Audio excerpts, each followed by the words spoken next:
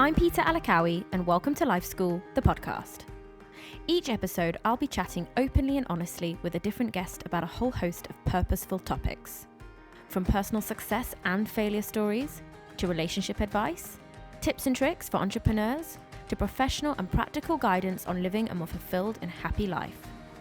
I'll be speaking to men and women from all walks of life, all with unique experiences they want to share in the hope of inspiring you. I hope throughout this series you can take away some valuable nuggets of wisdom to help you navigate through life's many twists, turns, and lessons. Here at Life School, we are all about the business of learning. So let's get on with the show. And remember, everything you go through grows you. It's been a rather busy summer for me, so I haven't had a chance to publish a new episode of DXB Women Who Inspire Me for a couple of months now. But I'm so happy to be back with a brand new episode with a fabulous new guest, Natasha D'Souza.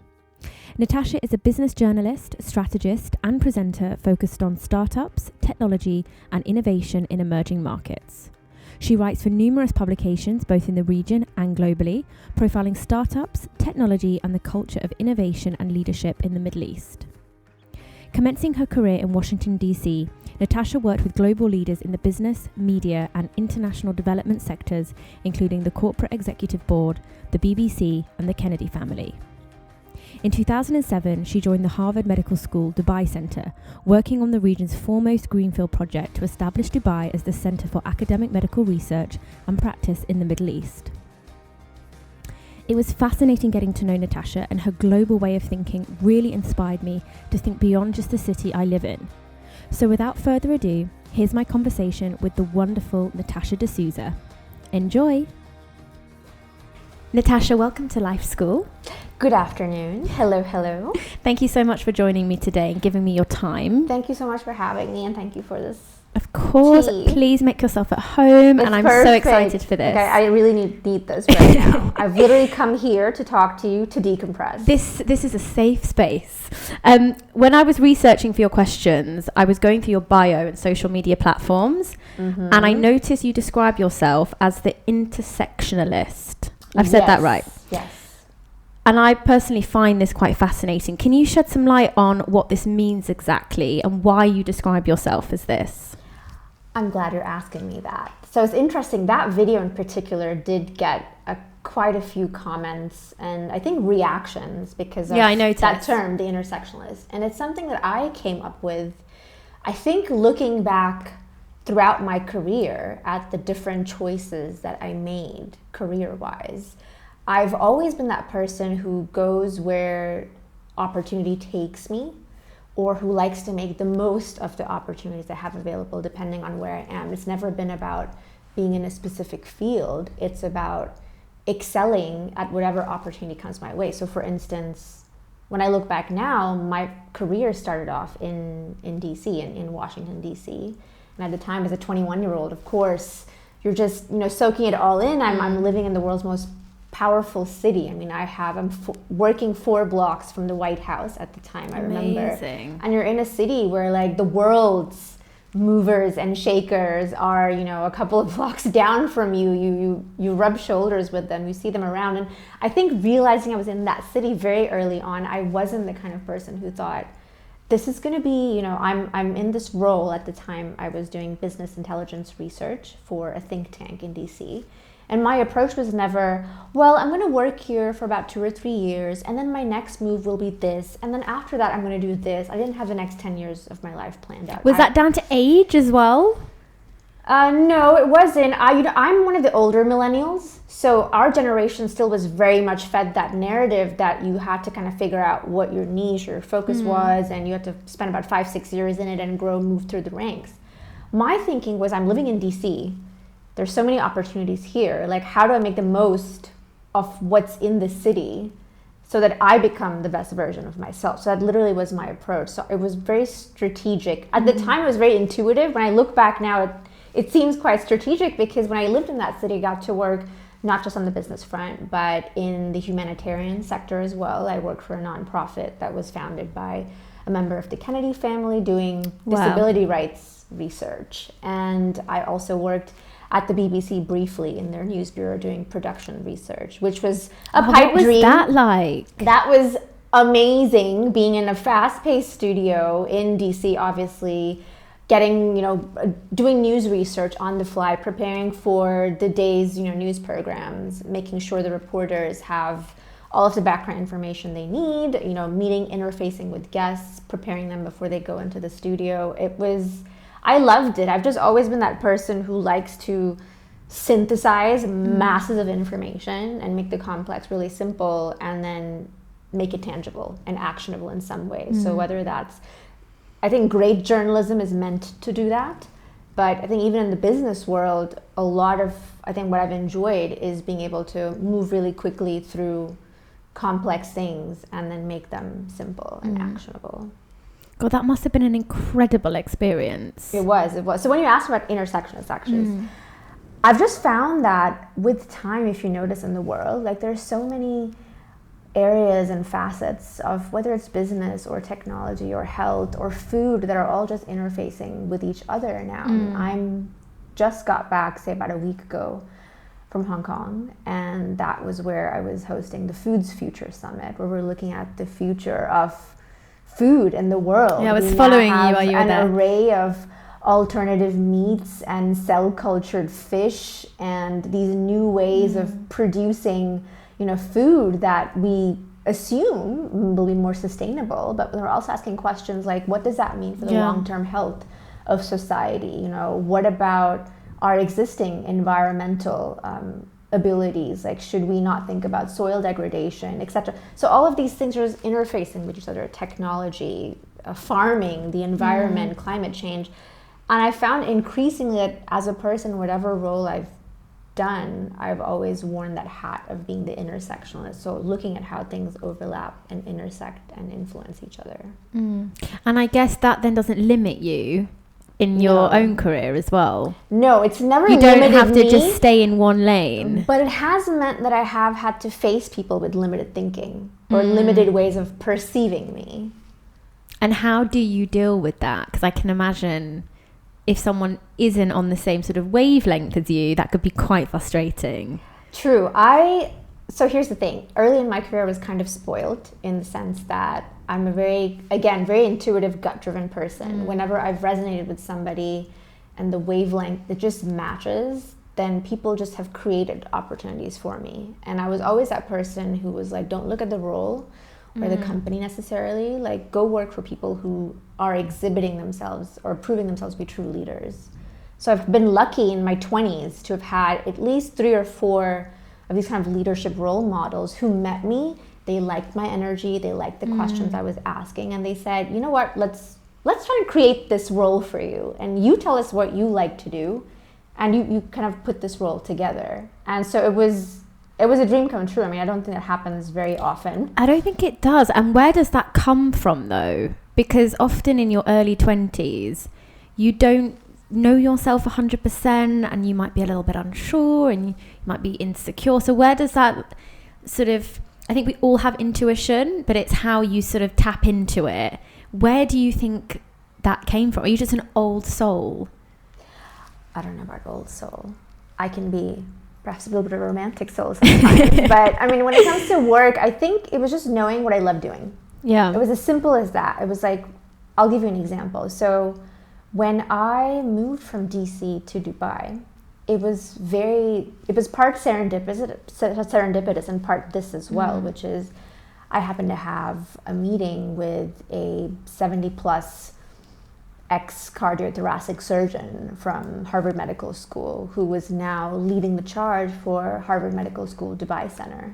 So he was the one tasked with overseeing that relationship, that consulting, relationship between Harvard Medical School and the government of Dubai, with all the grandiose plans that we had at the time for academic medicine and medical research in Dubai. And it literally was me just sending an email saying, hi, this is me, and this is the kind of stuff that I did in DC, and I'm really interested by your mission, your vision, and I'd love to know more about what you're up to. It literally was that. And he traveled so much. He happened to be in town. He said, come meet with me. I met with him over an hour. We spoke nothing about what are you recruiting for? What are you looking for? It was just a conversation about what he and I both thought about the world, about the economy. And then he said, listen, I really like, your energy, and you seem to be that kind of person who likes to look at the landscape, figure out what needs to get done, and just goes and does it. And this is the stage we're at as an organization, and I think here's a role. It may not be exactly what you have in mind, but I think you can take that and turn it into something else. And the role at the time was working on policies and procedures for health, for medical research in Dubai at the time, which is not something I've ever done. So I've studied public health, but this was my first time actually working in a healthcare setting.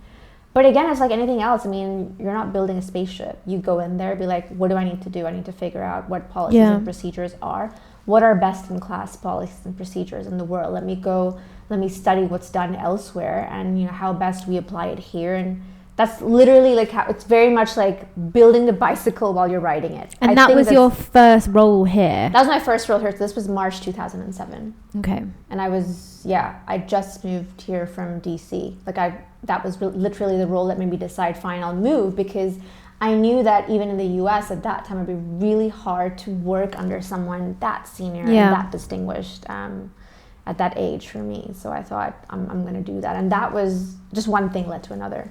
Someone else heard about me. Thought the rest is history. It's kind of a domino effect. But, it can only carry you so far, right? I mean, I was lucky. And at some point, of course, say about 7 years after that, things change too, where when you work with leaders who recognize your potential, it makes a lot of things easier at work.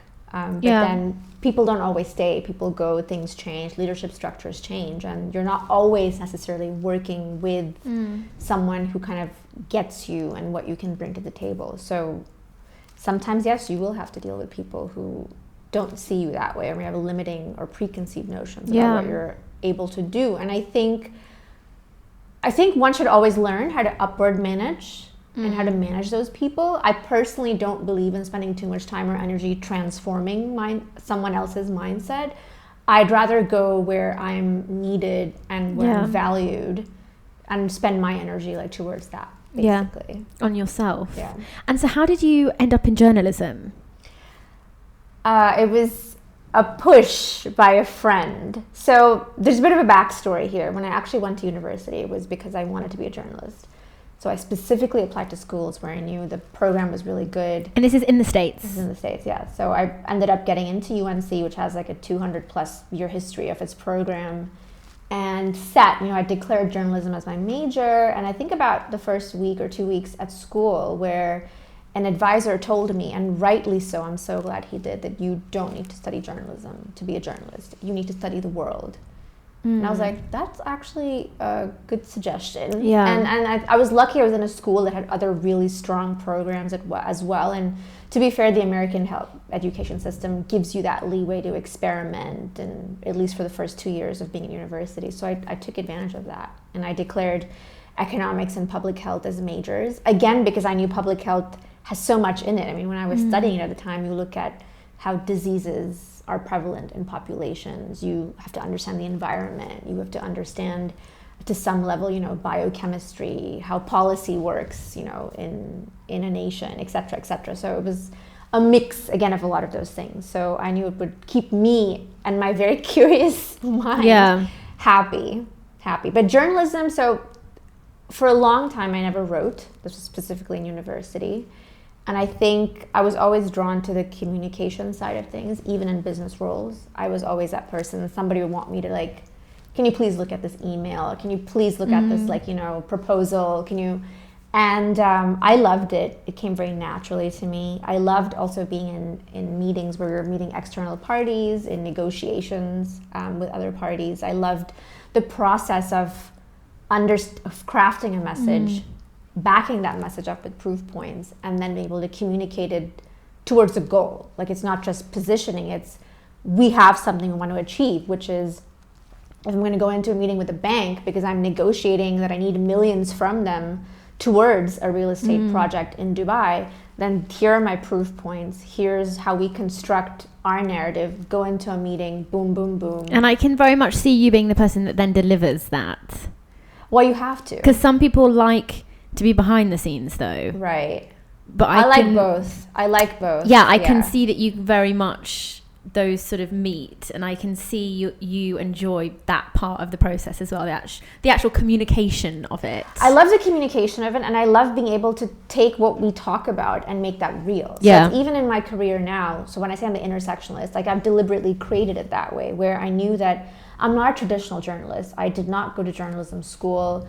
I've never spent my entire career only writing about something. I've actually worked within business. I've worked within startups. I have been in boardrooms. I understand the kind of hard business questions that get asked.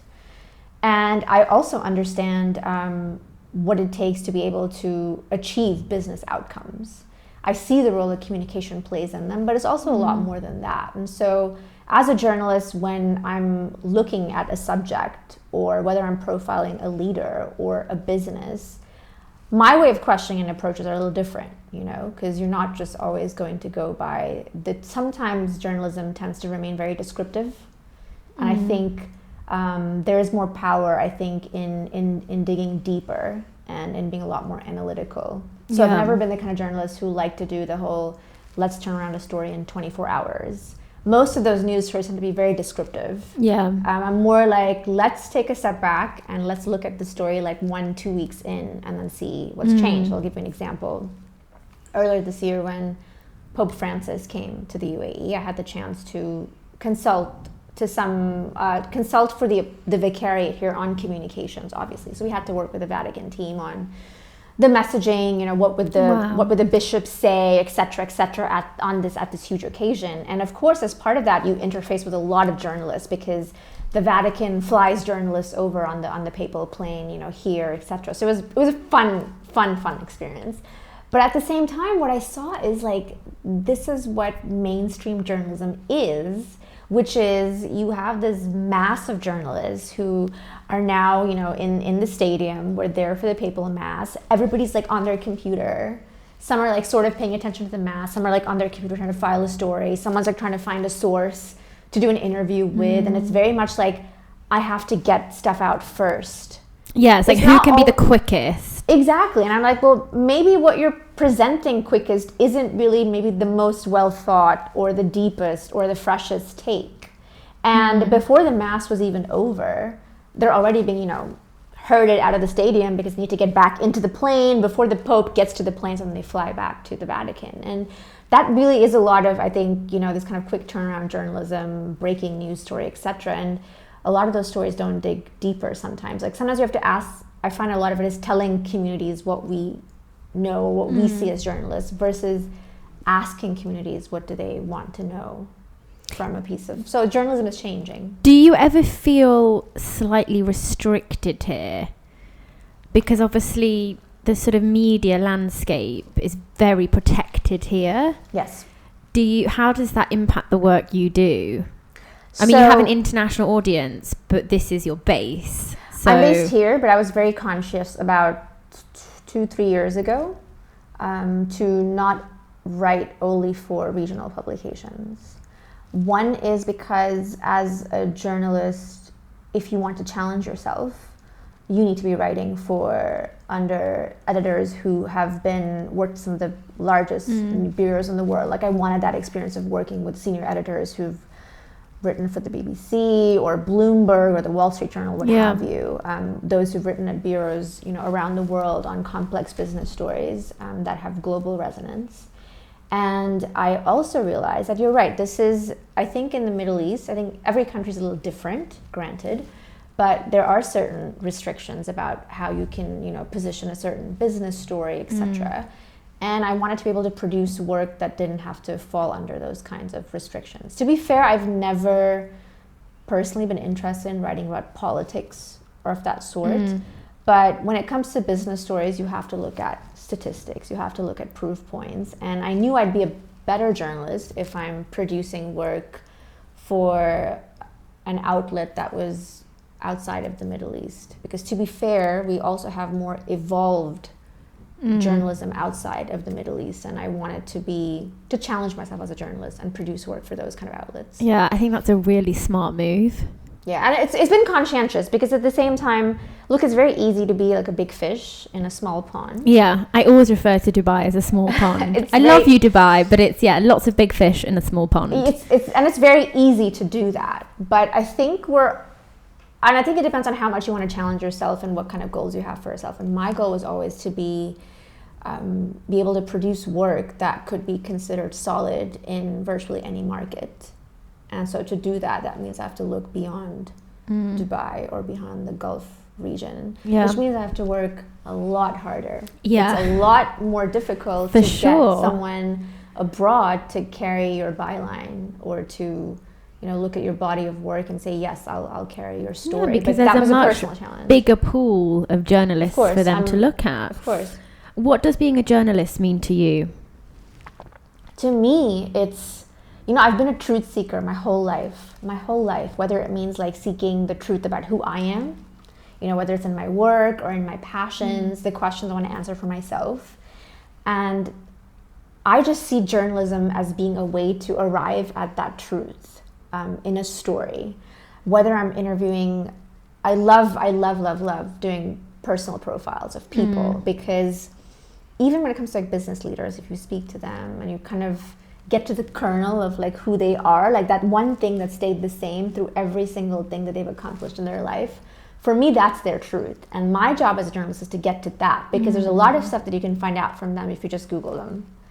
So my thing is, what is that other thing? Is there something the top level stuff that we already know that? Exactly. So what is that one thing that shifted them when they were younger? Like, some important change or evolution that happened to them, or something that somebody said to them that stuck with them and has always like pushed their buttons whenever they've come to a certain phase, in their career. Yeah. So for me, I think by nature being a truth seeker, journalism has always been the vehicle for shedding light on the truth throughout history. Think about any news story that's broken, that's changed the way we look at things, whether it's the way we look at people. Like I always like to use the example of any expose of a leader, whether it's, of course, now everybody loves to bash Trump with all the things that we find out about Trump. But this is not a political podcast, so we won't go there. But the most famous example is Nixon, right? I mean, the Washington Post broke that story, when they found out about Nixon.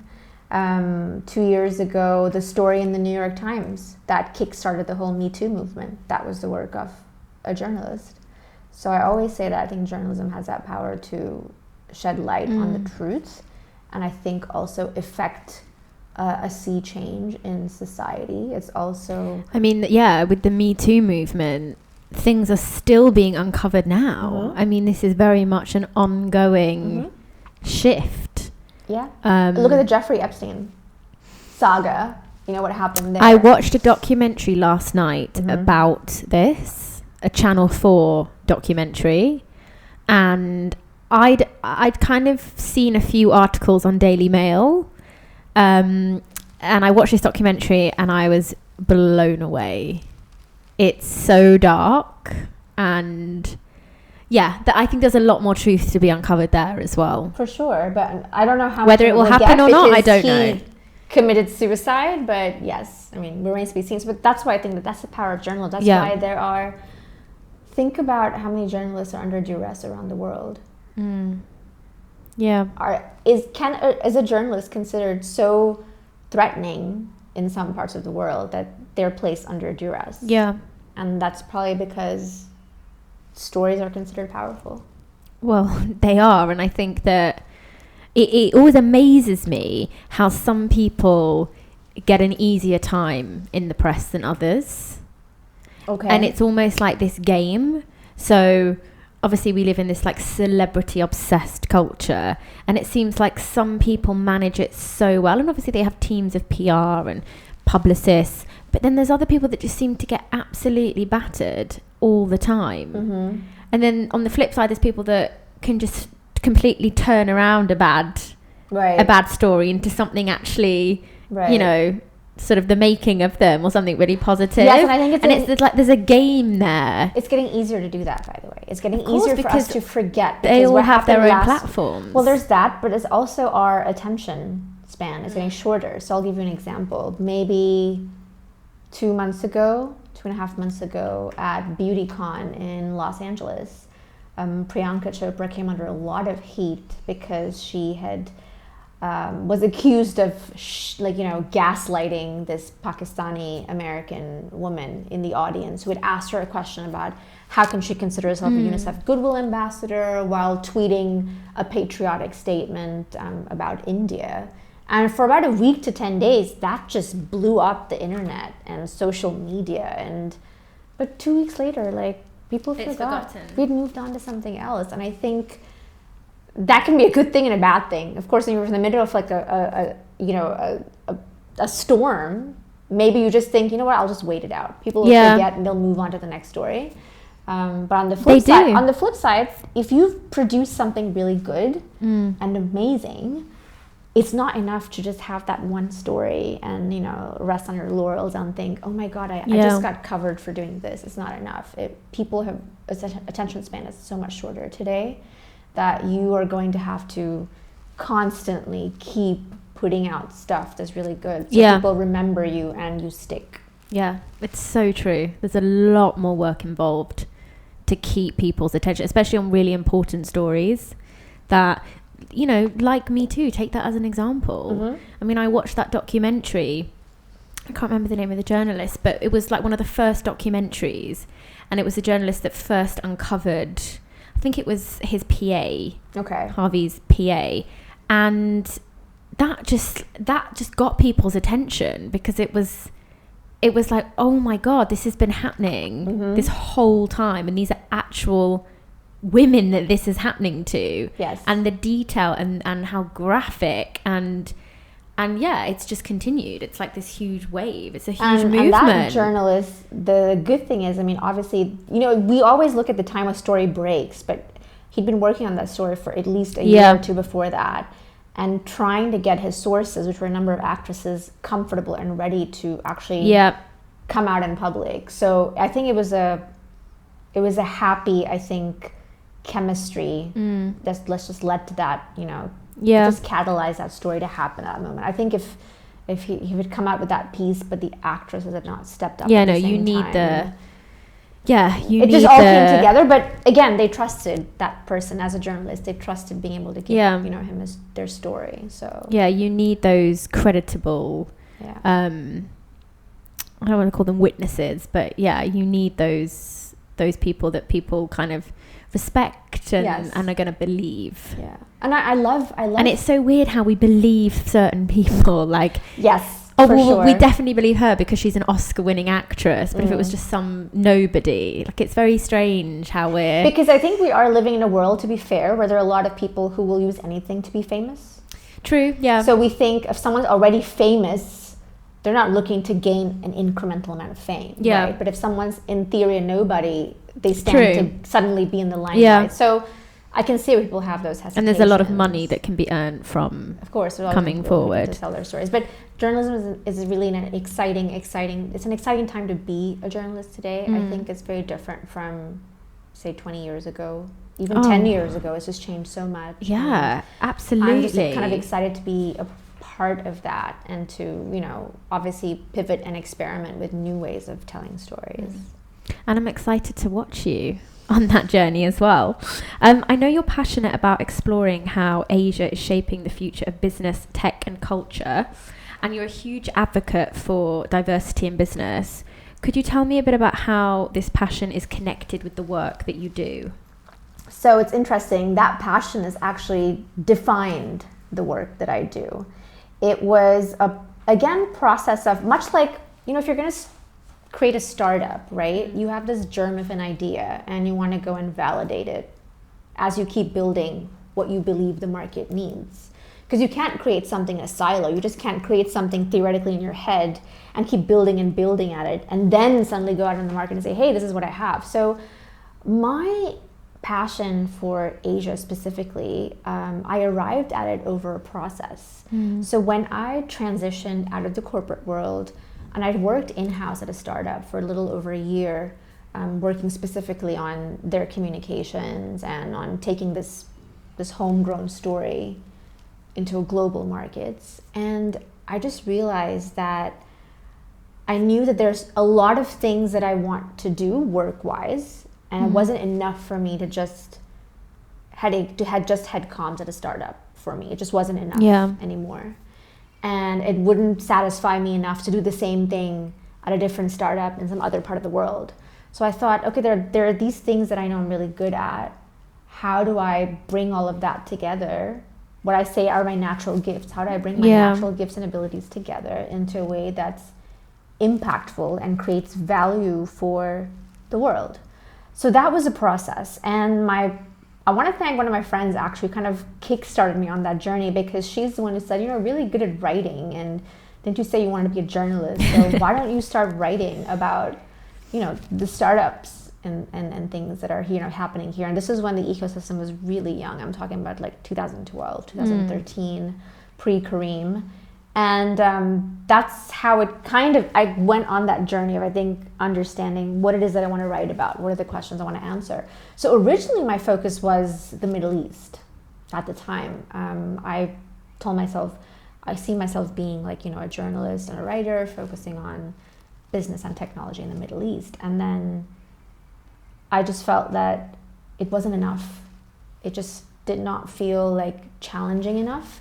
I wanted to be able to write stories about bigger deals being broken. I wanted to be able to write about deep tech, and it was really difficult, I think, to find that kind of meat for me in the stories I was producing.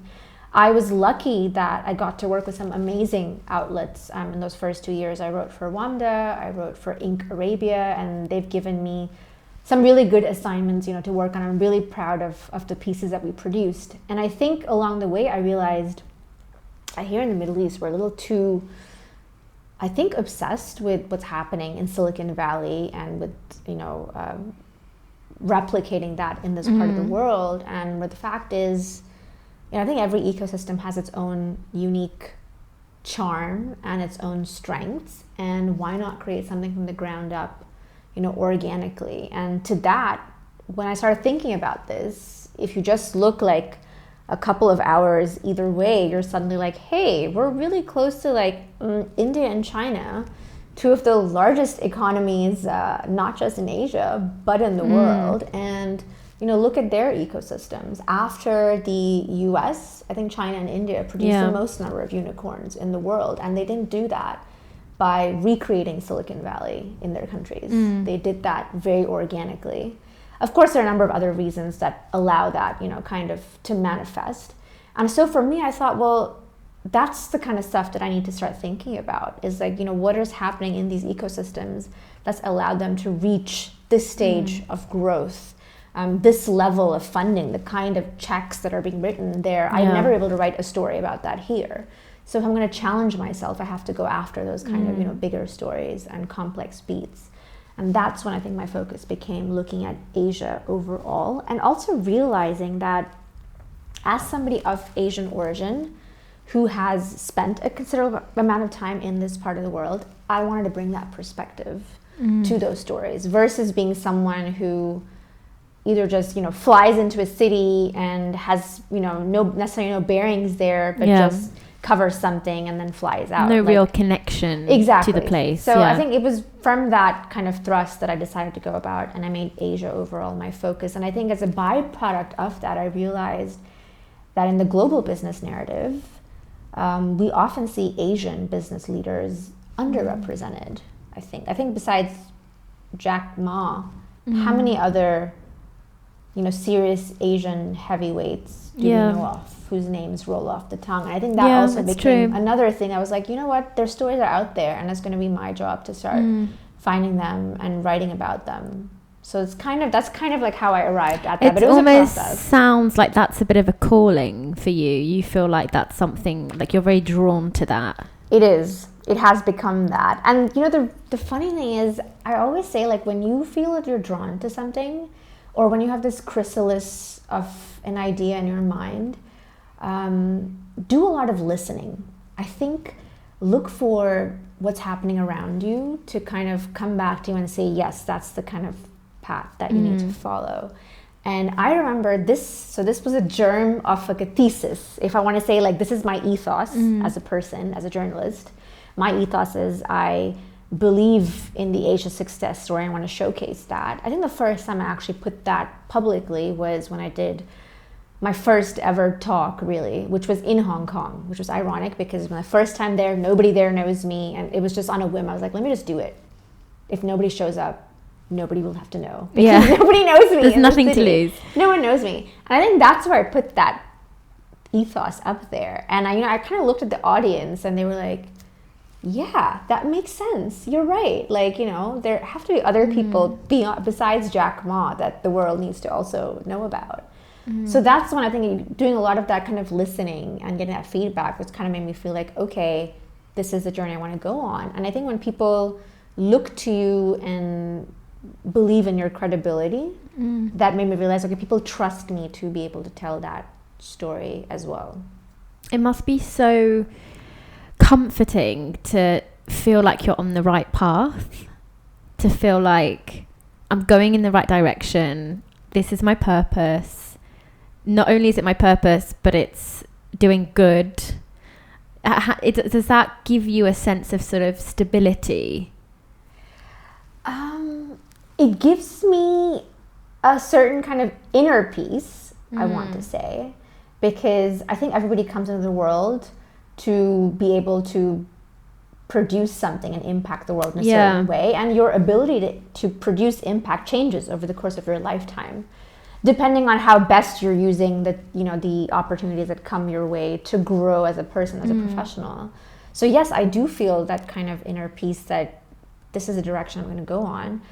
But I'm perfectly aware that as we evolve as people, my direction may also change. It may expand, it may shift, and that's okay too. But it's a mix of peace and also just passion, and I think this kind of fervent dedication that when I talk to people about my work sometimes, like, it just makes me so excited when I think about the kinds of stories I want to tell, that I'm delighted to feel that level of excitement, because I have been in situations at some points in my corporate career where I definitely did not have that level of excitement about my work at all. And when I look back, I think, gosh, why did I let those 2-3 years of mine just slip by, where in theory I was atrophying as a person, as a professional. I was definitely, if not plateauing, I was definitely entering atrophy. And so when I think back and I'm like, gosh, I would never want to get to that position again. So I feel very grateful, yes, to have come here. But you've done the work as well. I did the work. It's not like you somebody figured it out. It's not like somebody came to me and said, you can do this. Yeah. This is exactly the path for you. No, I had to figure it out on my own. Like, I had to be the one tilling the soil, putting, paving it with stones, figuring out the direction. Nobody's going to do that for you here, because when I looked around me in this part of the world, I couldn't find somebody who had taken that direction. Yeah. Post a corporate career. I couldn't find somebody who was not just going to be this or this, because I knew, again, like I said, I wanted to be very intersectional in my work. So I realized, wow, okay, I can use journalism in a very different way. Writing stories as a journalist is one part of my work, but there are these other ways that journalism can be meaningful as well. And so that was a process of my own discovery, and I want to say it's like, and ongoing as well. And it's ongoing. Yeah, completely. Yeah, totally. It's a work in progress every day. Who have been some of your biggest inspirations throughout your life so far, and how have they impacted the decisions you've made? Okay, well, I think my childhood inspiration, who I recently posted about, was Christiane Amanpour. Like, I can't remember. When I was young, she would have been the only one when I first started seeing her, covering the Gulf War. I remember I was living in Dubai at the time, and it was very rare to see, a woman who looked like her covering, international news, and she's out in in the battlefields, literally. And that was also the time when I loved writing. I was discovering myself as a writer when I was really young, and putting two and two together, I thought, okay, I could do this. I could be a journalist. And she featured in all my college essays, all my application essays. I still have those, but where I talk about her and what she represented for me. But I think later on, I want to say more recently, especially in this searching phase of mine about 3 or 4 years ago, I have absolutely loved journalists like Liz Plank, who goes by the handle Feministabulous on Instagram, who is amazing. We'll include her in the show notes. You should. So people can check her out. She just came out with a book called For the Love of Men, and I love that. Great title. There's obviously, through and through feminist. What I love is not just her point of view, but the way in which she's using journalism, right? Because she's using it to actually tell stories from the community and take those. She's turned it into this book now where she's literally done almost a state of manhood in the world today. Like what's crippling men, because we've done so much work on women and the direction they need to go now in. Men are like, do I open a door for you? Do I So not? What's my place? She talks about, how men deal with grief, like how much the way they grow up affects the way like they emote, and it's amazing. I mean, and that's using her skills as a journalist to synthesize reams of information, to be able to look at mega trends, connect the dots, and come up with a thesis and write a book that supports that thesis. So she's a huge, inspiration to me. And I want to say also Malcolm Gladwell, whom I had the pleasure of interviewing when he was here about 2 years ago in Dubai. And again, he was a journalist at the New York Times. But when I was living in DC, that was when I first read his book, Blink. And I was fascinated by it because his way of just connecting the dots and giving us such a simple way of understanding how human beings make, decisions subconsciously. And I loved it. And he's, again, also a journalist. So for me, it's role models like them that have always inspired me to pursue journalism, to become a better journalist, but to use that craft, I think, in compelling ways that people can benefit from in their evereveryday lives. Do you see yourself writing a book? Definitely. One day? Definitely. Yeah. Definitely. I sense that. I have a couple of ideas. It's a matter of, I think, zeroing in on the one. Yeah. And I think part of it is also, again, listening. Like I've been a big listener. I listen to trends. I understand what's shifting and what's changing. You can look at something happening. For example, all of a sudden, everybody's talking about climate change. Yeah. Hello, you've been talking about it. I remember being in college and going to some movie. It was a movie that Al Gore was in, or he'd come out with, and I'm totally blanking out on the name, but this is when he'd lost the election at the time. And then he totally devoted himself to environmental work. And then there was this film that had come out, and I remember in school we'd all gone to see it, and we've known about climate change for a really long time, but why does it feel like such a hot button issue now? And that's a shift. It's a shift. Like even in Diwali Why do you think that is? Well, I think it's a mix of a number of things. I think it's if you look at anything from, let's look at climate, we'll look at investing. Some people are talking about like not just investing the regular way, but let's invest in companies that actually think about the environmental and social good that they produce. It's called ESG investing. It's a specific class of investing that has existed for decades, but is only now coming into prominence because, business people realize, it's probably not a good thing for our business or our brand or our shareholders if we pollute the environment. That's going to affect our stock price anyway. But it's a process. And I think anytime you have a major generational shift, or in a specific class of society is now in a position where they hold a certain amount of consumption power, things start to change. So I did a piece recently about why we're suddenly seeing, of course, ESG investing growing in prominence, and why we're now seeing a role like the chief sustainability officer as a legit role within the C-suite. And different people that I spoke to all attributed it to the fact that we're now seeing, millennials exercising that as a requirement. That's what they expect now. They're expecting clean, and they want to consume things in a clean, ethical way. They care about where things are sourced from. They expect leaders of large businesses to be responsible and transparent. So I think when you see those things kind of coming together is when you start to see a shift. I mean, I've noticed it in the past sort of couple of years because I watch a lot of TV from back home, back in the UK. And it's there's sort of like three main topics that they're always talking about: climate change, becoming vegan, and, well, I don't want to say the B word, Brexit. That's more recently. And also the Me Too movement. And it just seems like there's this huge shift. And when I was growing up, we were never made aware of like, you know, my parents recycled, but it just wasn't a thing. Right. I don't remember companies talking about being It didn't seem like a sustainable, compulsion, right? Environmentally friendly. Like, I don't remember that sort of like that dialogue going on. Whereas now it's constant. Right.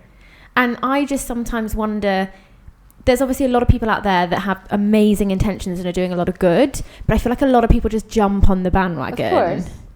You're always going to find that. Yeah. That's just how the world is. And it almost is like a kind of trend as well. Especially with veganism. It's like, yeah, you know, there's so many vegan restaurants. I think it's amazing for vegans, but it does seem quite like a bit of a fad a little trend. Contrived. A little bit, yeah. Yes, yeah. But and I don't want to offend any vegans listening, but it does sometimes feel like a bit of a kind of trend. The definition of a trend obviously is something that is compelling in contemporary time, right? Everybody's talking about it. It seems popular, so it for sure is a trend.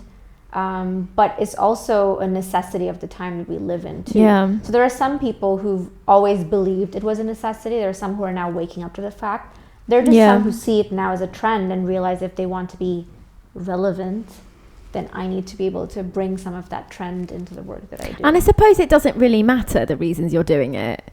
If the outcome is for the greater good, does it really matter?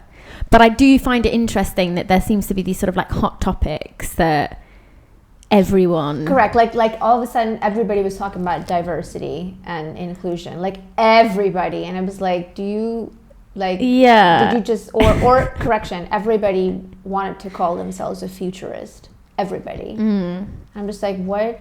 Have you like studied technology or have you ever like worked in technology or have you had that kind of exposure at all, or is it just a sexy word to attach to? You're always going to find those as well. Is it just the latest buzzword what keeps it exciting? that But I think that's when it comes to us as consumers of someone's content or their ideas, to also scratch beyond the surface as well, and to look. Like I tell a lot of people that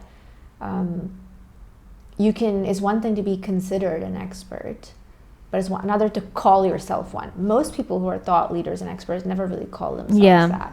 They're just automatically considered that because they have a body of work that reflects that, or their level of thinking is so sophisticated. No, they don't need to. I'm not sure they don't need to. So I always say that I think look for that. That's where oftentimes real experts don't shout from the rooftops that they're experts. They just automatically have done the work, and people consider them an expert. It's so true. What are some of the biggest challenges you faced during your journalistic career so far?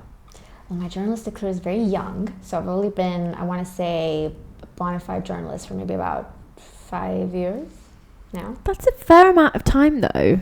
It is, but I still feel as young because I feel like every year I'm suddenly like going in a different direction or being challenged with like a different kind of a story. So I feel like, wow, like this is different. This is a stretch.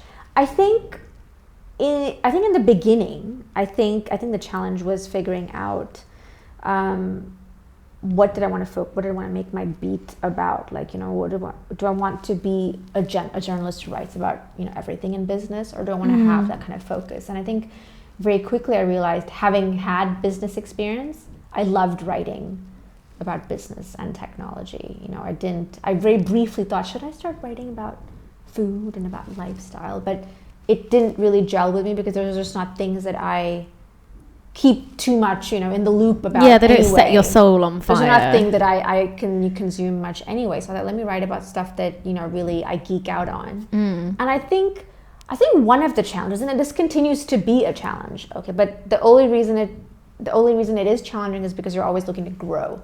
I think when you're always at the periphery of your abilities is when you grow, and you will feel the challenge because you are stretching yourself. Yeah.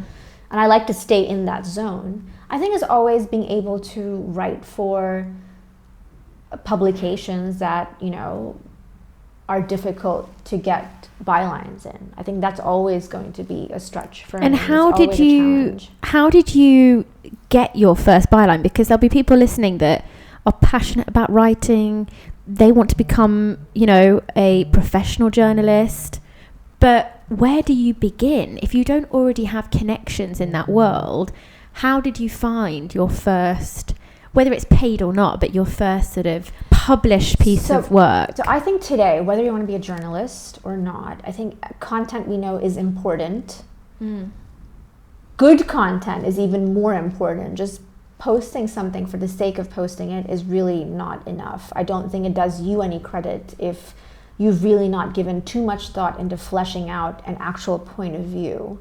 It's a lot like those LinkedIn posts where you just share something, but you don't really tell me what you're sharing or why it resonated with you at any. It's almost like I just need to get content out. It's like a lazy WhatsApp. It's like a lazy WhatsApp forward. You know what I mean? Like I can forgive that for my friends, but maybe on my LinkedIn feed, can you please put a little bit of thought into why this was interesting, even remotely? So true. So I think for anybody today, whether you want to be a journalist or you want to be able to showcase your expertise in your specific field, being able to communicate those thoughts in a written piece, I think is always going to be important. Yes, you can think about, how do I come across on video or how do I come across on audio? But at the end of the day, I think, written material is always going to stand the test of time.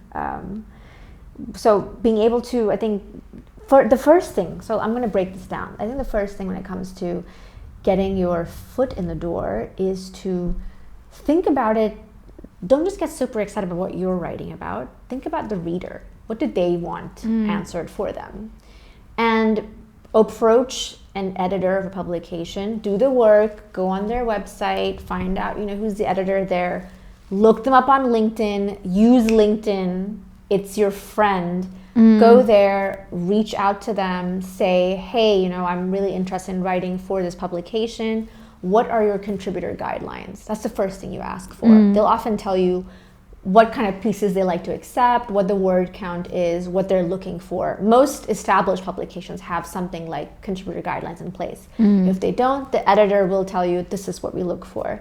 But do that because it helps you create a pitch that has a better chance of being accepted. And what if because they will then tend to ask for your portfolio of work or examples of your work, what if you are starting from scratch? What would your advice be? Just to write anyway? So to write on your own blog? So what you can do is, if you have, for example, sometimes you can just write the first 1 or 2 paragraphs of the story as you see it. And that's a good sample to send somebody. If you don't have any examples previous of that work. Kind of writing. Another idea, write some posts on LinkedIn.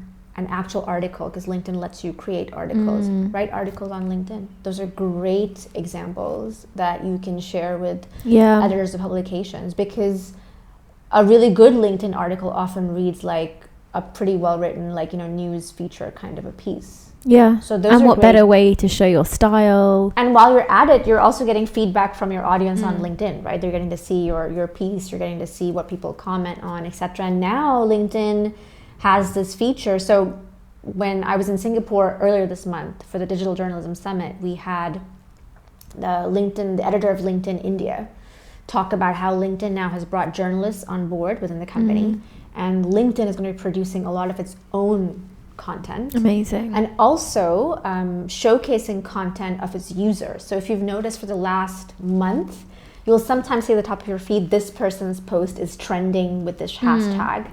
It's because of this new direction that LinkedIn is going on, wanting to be, I think, the gateway for business content.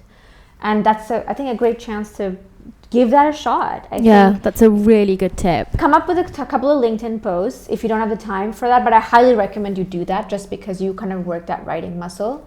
Reach out to editors, give them a sample headline. What would the headline for this article be? What are the 3 main key takeaways for your audience? Put that into a pitch. A pitch does not need to be 3 paragraphs. It just needs to be, hi, this is who I am.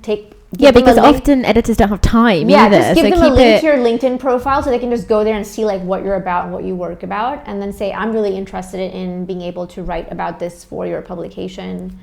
You know, this is what I have in mind. Give them 2 or 3 topics, I say. So if they don't take one, they may take another, because you never know what they're looking for at that point in time. No, that's amazing advice. Thank you.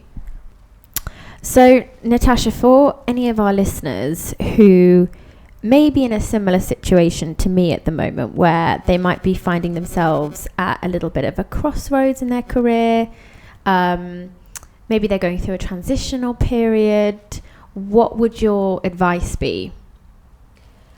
Okay, so you're at a crossroads. Can I ask, what are you considering?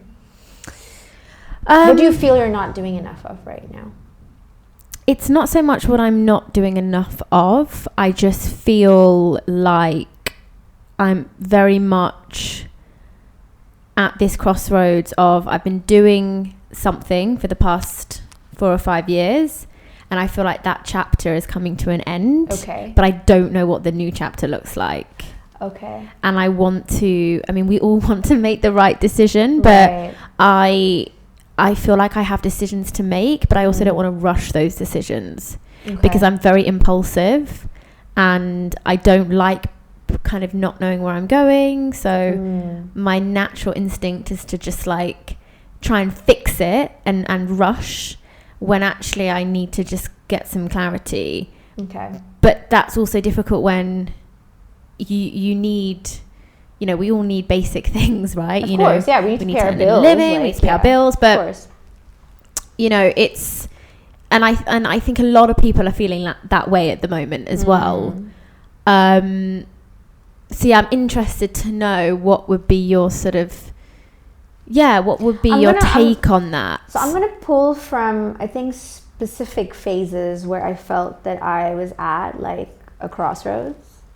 So I remember, I think this is around 2010, 2011, when I was working at Dubai Holding at the time, one of the entities under Dubai Holding, but where I'd been able to, work. I was working at the CEO's office at the time, and very used to having this eagle eye view of a business, and realizing I really need to get, hands-on and work on a specific project, on restructuring it, on, turning things around, because I wanted to have that kind of hands-on experience.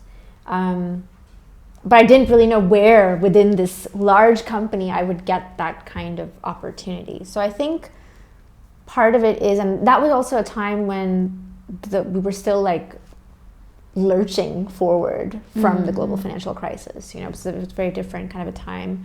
But I remember being hungry to do more and realizing that I can't stay as comfortable as it is working in the office of the CEO, that I had to do more. I had to develop myself, and that means, stretching my boundaries. I think talk to people around you who you trust. I remember having a conversation with the CEO saying, this is where I'm at. Like, I've been able to do this and this and this, but I really want to see like how the things we discuss in an XCOM, like how does that get translated on the ground with an actual business? That's what I want to be a part of. That's what I want to do.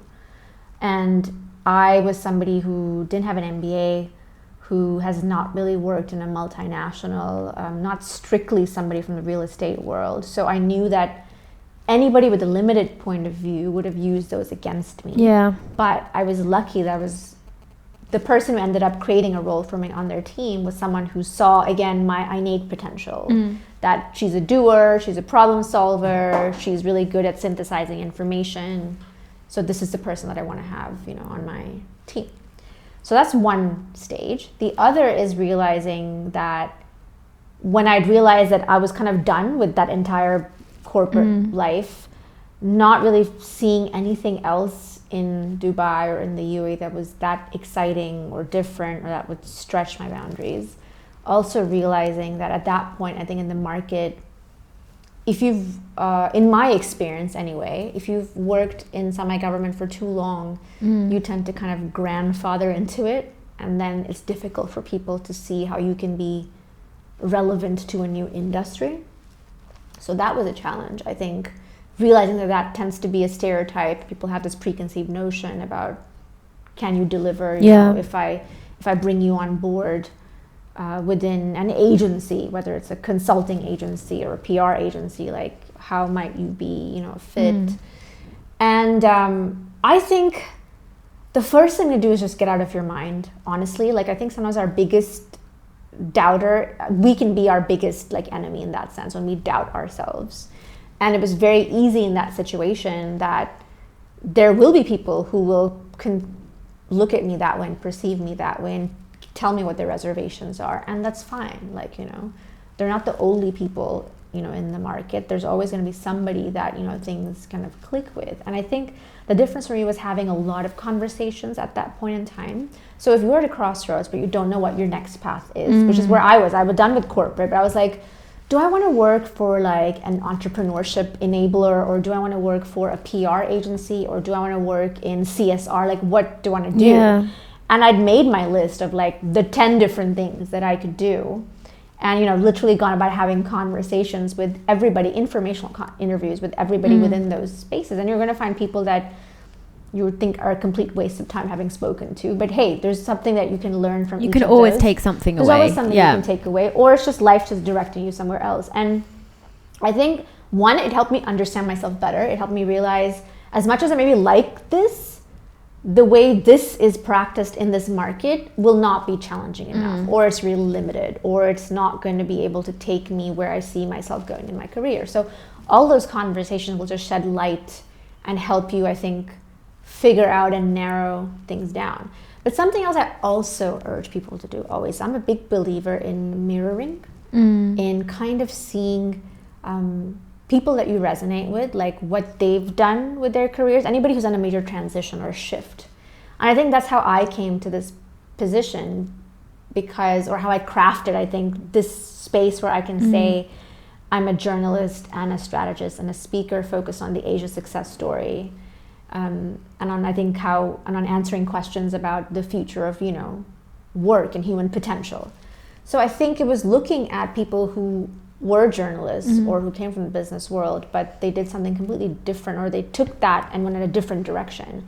And those were not people I'm going to see in the Middle East. I wasn't finding anybody like that. Now, I could either tell myself it's not going to happen. There's nobody in the Middle East who has done something different, like, you know, with their journalism career, but I decided to look beyond that. So that means Google is your friend. Start finding out who's doing, like, you know, incredible work, who's taken a completely different, you know, who's done something lateral in their career and just changed things around. And that's where I started finding people like Liz Plank that I mentioned before, or there's Jessica Naziri, I think, who's really interesting because she was a correspondent for the LA Times covering technology, but she's taken that background now and works independently, where she focuses on talking about technology for women, predominantly for women, because she says there isn't enough tech content that's approachable for women. So I think look for those examples, and you can start to figure out that's a strategy they use to get there.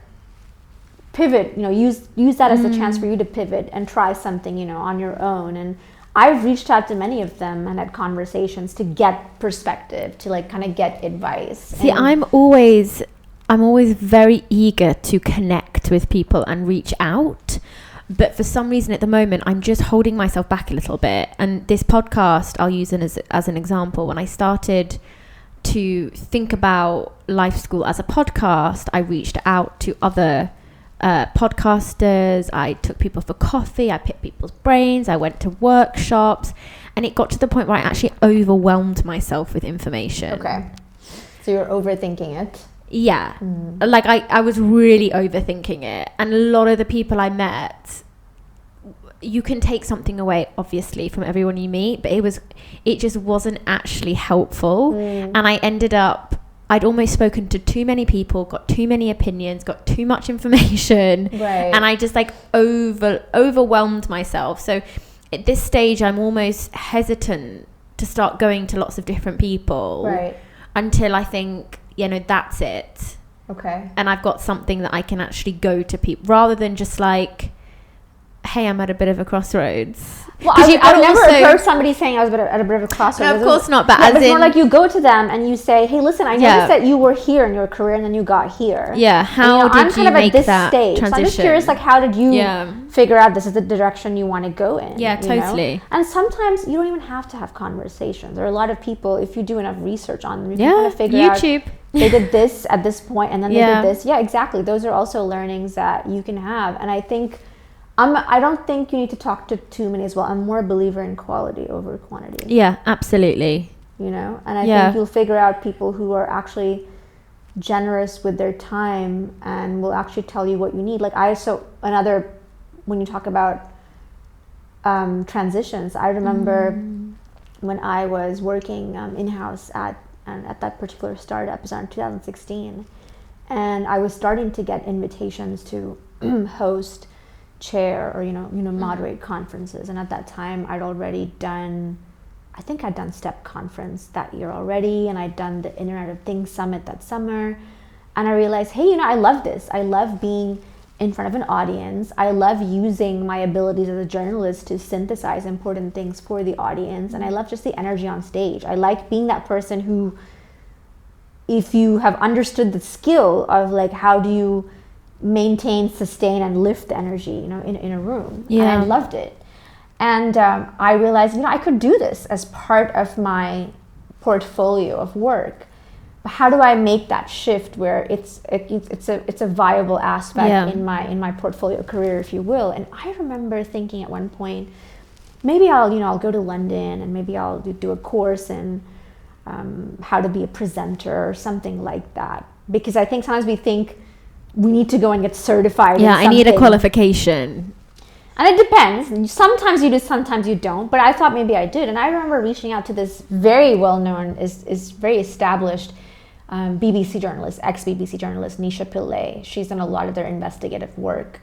She was the one in the BBC studio the day 9/11 happened. Wow. So she has a very compelling story of how she had to figure out that story on the fly because there's such little information coming to the studio. But I reached out to her because I knew that she does a lot of these kinds of workshops, etc. And I reached out to her and said, hey, this is where I am, this is what I'm doing, and I'm considering, I want to know more about what kind of courses you offer. And she wrote out to me saying, first of all, my courses are going to be really expensive.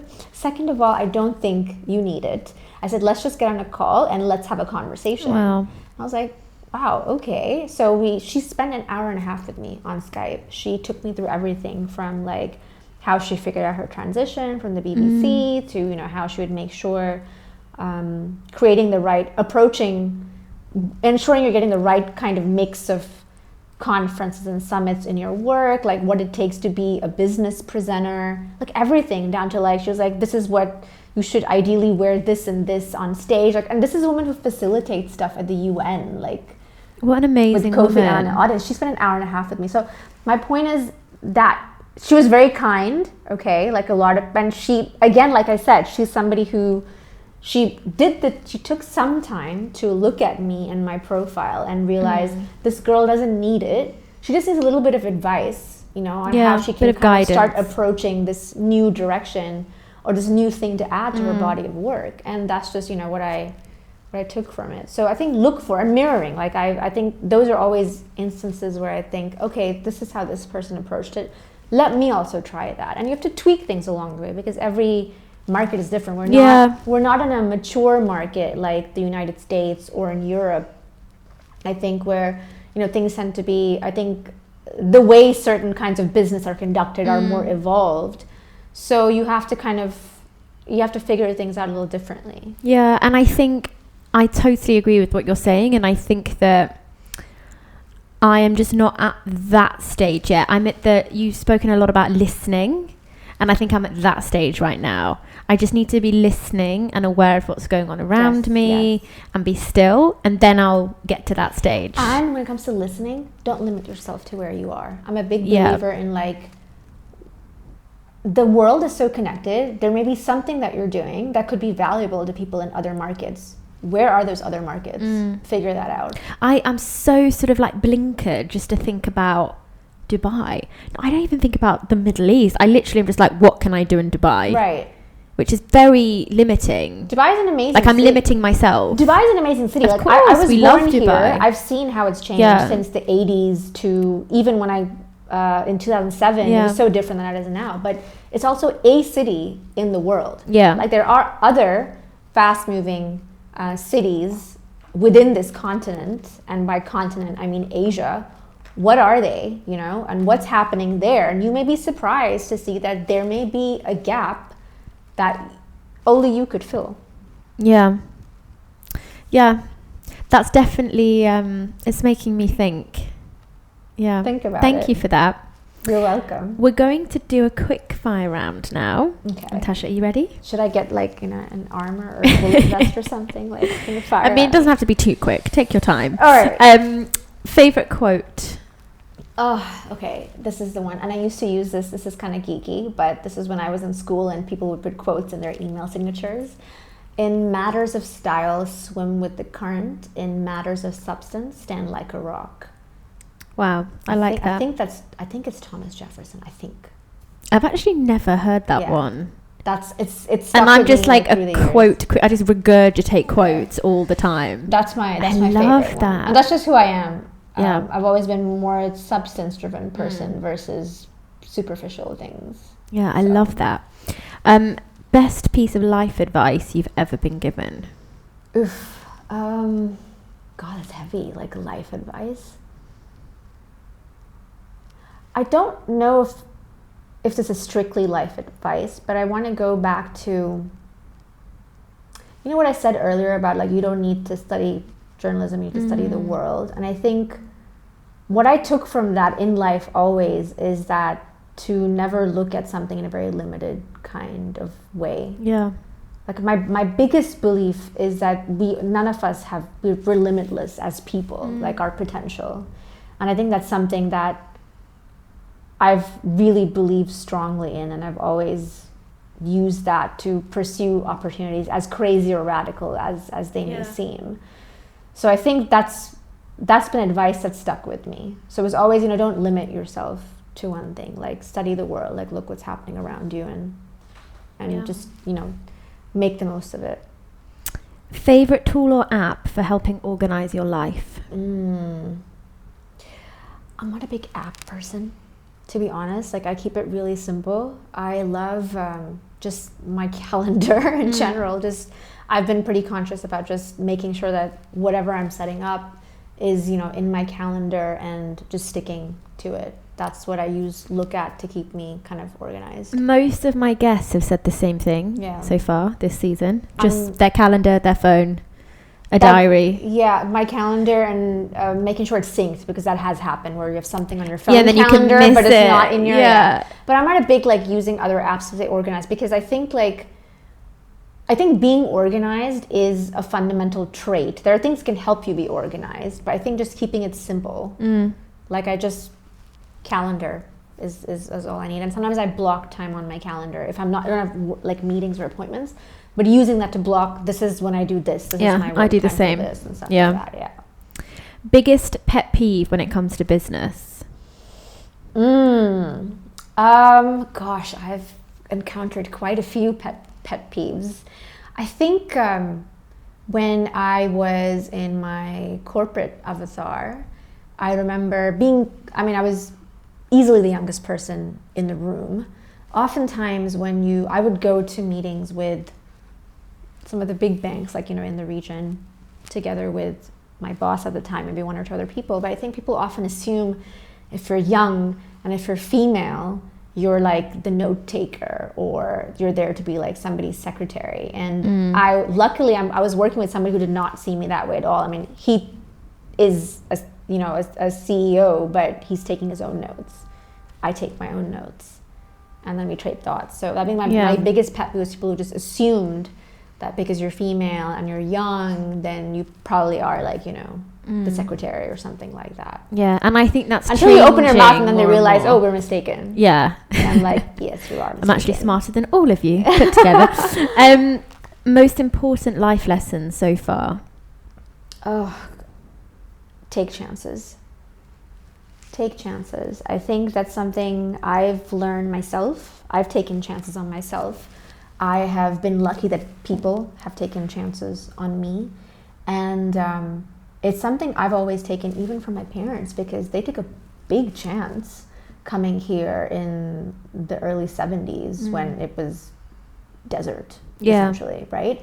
But they took a chance because they knew that there was the opportunity to build like a better life in the long term, and to be in a place where they could, I think, perhaps more easily access opportunity than they could if they had stayed in India at that point in time. And they've taken chances. I mean, my father is an entrepreneur to this day, and when you're an entrepreneur, you take chances. Yeah. So that's what I've always learned, is taking chances. If you could give your 18-year-old self one piece of advice, what would it be? Oh, God. One? You're going to give one? Wow. You can have two. I want to say, since this is a business and career podcast, I want to say it's more your career will figure itself out. I think at that age, like when I was 18, I remember wanting to do like everything, like signing up for all these different student clubs and thinking, oh, okay, I'm not going to major in journalism now, but what should my major actually be? And I think sometimes you're weighed down with this overthinking. And forget 18, I feel it now. Yeah, I've kind of, now I'm more like I listen. Yeah. I've always been an intuitive person. And there have been times when I've strayed from intuition, and I think then you realize you probably shouldn't have. So I've realized I'm naturally a person who goes with my gut, so just go with it. It's what served you well so far, so just continue to go with it. I think at 18, definitely, really I think obsessing, feeling like I want to do all these things. And it in part is because I was also at a school where everybody's like a super achiever, everybody is someone goes and spends their summer like studying malaria somewhere in Africa, and then so you always want to keep up, right? And then you think, okay, but it taught me to be competitive for sure, in a good way, because we're in a school where you and your friends are competing for the same things, but you're not letting it affect your friendship. But I definitely was always setting like standards for myself, and sometimes you think, well, which way should I go? Like, will I get a really good internship? And I think. But it actually figures itself out. It just figured itself out. Yeah. It totally figured itself out. Okay, last question. Natasha, what do you know for sure? What do I know for sure? I know for sure that hard work always pays. Eventually, it always pays. It's just, I think, natural law. I think when you work on something with dedication and devotion and with this kind of purity for your craft, and you have this pure intention, and you put that out into the world like day in and day out, it will essentially be rewarded at some point in time. That's what I believe in. It's what always carried me forward. I mean, that's what anybody, even when people talk about manifesting and things like that, right? If there's a science behind it, like that's just the natural law of attraction. So if I believe that I am a really good journalist, for example, I still think I'm a work in progress, but let's say I think I'm this amazing journalist, and I really want to write the story, and I don't want bylines and like this, like, and I keep whatever I do every day, I just do it to the best of my ability. And that's what I believe in. Like, I've started already doing that in my work, that eventually that's going to come to me. Yeah. That's just how I work. I have, kid you not, I have once consistently reached out to, and this is how small the world is. There's a publication in New York I really wanted to write for, because they cater to investors, and I wanted to be able to produce news that is compelling for investors. And I remember speaking to an editor, say last summer, not this past summer, the summer of 2018, having a great conversation with her. She was like ex-Al Jazeera, and she spent like an hour on the phone. We talked about like the kind of stories I could produce, amazing. And then following up with her over the course of 2-3 months, and she'd apparently left the network, and then thinking, gosh, like it would have been amazing to like work with her. Like I would have learned so much. And then at some point I must have put that into the world that I wanted to write there, because as the rest of the year continued, I was writing other stories, stories that challenged me, like, as a journalist. I got the chance to produce 2 pieces with Julia Gillard, the former Australian Prime Minister, as a guest editor. And amazing. It just happened. I didn't go looking for it. It just came my way. And then, one thing led to another. And then one summer, I just happened to be looking at my inbox, happened to see a newsletter from this particular network that they put out. And I rarely read their newsletters after she left, but I just happened to look at that. And I happened to see that they have a new managing editor who I'd met in Dubai because she was doing something else in Dubai like a year ago. And I was like, wait, you just moved to New York and you're working for them? How is this possible? So that's just how the world works. And then that was my, way to start writing for them, even though the former editor left. But that's something that I'd pursued, like, at some level for like 9 months. So yeah. Hard work always pays. I love that. And I definitely, I needed to hear that today as well. I think one of the things I love most about this podcast is for me, it's almost like free therapy.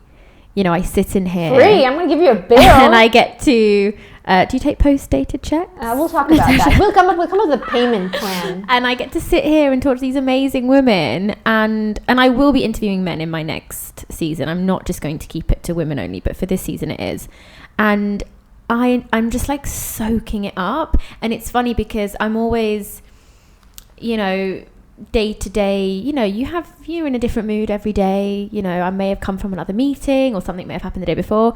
And it's funny because I always feel like I always hear something that I needed to hear on that particular day in that particular episode. So yeah, thank you so much for everything you shared. Thank you for giving me a chance to reflect as well. I mean, this is also a chance for me to kind of sometimes just sit back and think, hey, that's what I learned from that. Sometimes we also forget to crystallize lessons in that kind of Well, it's way, not often that you actually get to sit and take stock of what you've done. You're just like on to the next thing. Yes, that's true. So I love giving people a chance to also tell their story. And I think we've only just, there's a lot more to talk about, I think. And I'd love to have you back on the show again. I'd love for your listeners, if they want to have me expand on anything in particular, they can definitely, they can DM you. We can do definitely another an extended version of and Q&A, of course I will put all your details in the show notes. And then I'm actually planning on doing an event in the next few months in a sort of Q&A format. So because that is something I've thought about. I think that's great. It's great to put this out there, but I'm sure listeners have their own burning questions that they want to ask. Yeah, because my big thing is, I think I'm a big believer that if you only look around you for too long, you just end up being in this bubble. Yeah. And this is why I'm so conscious. And I'm lucky my work allows me to be able to see what's happening in other parts of the world and talk to people in radically different, environments and markets. But I know what it's like, because I did the 9-to-5 thing, right? I would go to work, and most of my work will be within a specific vertical, and I know what that's like. And if that's most of your day, it's really limiting. And this world is huge, and there's so many exciting things happening. And I think anyone who wants to be competitive and relevant and prolific over the course of their careers needs to be somebody who sees themselves as global talent. That's increasingly what I'm believing in more and more. And I find that now kind of filtering into my mission as well. Like, how do people adding see to your themselves mission. as becoming, globally competitive today. Amazing. Natasha, thank you so much. Thank you for having me. We'll put Peta. all the info in the show notes, and until next time. Thank you so much. Thanks again, Natasha, for letting me into your world and for giving me your time. You can find Natasha on Instagram at natashad'souza, and there's also further info in the show notes below. As always, if you'd like to find out who my guests will be on the next episode of Life School, please do follow us on Instagram at LifeSchoolME, where you can keep up to date with all our news and find information on all our amazing guests. And finally, I would be so grateful if you could show some love and please rate, review and subscribe to Life School ME, the podcast, to help us reach and hopefully inspire more listeners. Thank you for listening to Life School. Conversations to inspire action.